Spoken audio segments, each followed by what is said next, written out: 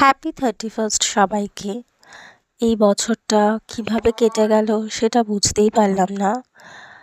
তো এবছরটা অনেক কিছু খারাপও দেখেছি, আবার অনেক ভালোও হয়েছে আমার সাথে। পরের বছরের প্রস্তুতি নিচ্ছি। যা যা ভুল এবছরে করেছি সেগুলোকে পরের বছর ভালো করে শুধরে নিতে হবে। তো যাই হোক, 31st আমরা গেছি দেশি লেন। এটা আমাদের বাড়ির এখানেই। দেশি লেন আমার সবসময় ভীষণ ভালো লাগে, কারণ খুব রিজনেবল প্রাইস আর ওদের কোয়ান্টিটি এত ভালো প্রাইসের তুলনায়, আর টেস্টও সেরকম।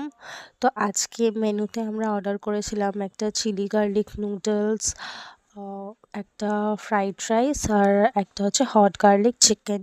স্টার্টারেও অনেক কিছু ছিল, টাংরি কাবাব, মার্গারিটা পিৎজা।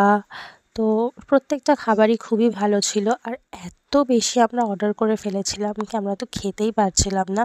কাবাবটা তো পুরো মানে আমি কখনো দেখিনি কোথাও এত বড় কাবাব দিতে, পুরো তন্দুরি চিকেনের মতো দিয়েছিল, আর 8 পিস দিয়েছিল।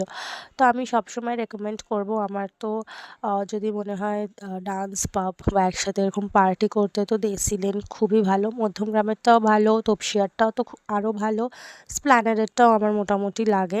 তো যাই হোক, খেয়ে দেয়ে ডান্স আর নাচতে তো হবেই। ভীষণ এনজয় করলাম, খুব নাচানাচি করলাম, এবং হাসতে হাসতে এই বছরটাকে বিদায় দিচ্ছি। আগামী বছরটা আমাদের সবার আরও ভালো কাটুক, এটাই আশা করব, এটাই চাইবো। তো এই যে এনজয় করলাম। টাটা, দেখা হচ্ছে পরের বছর।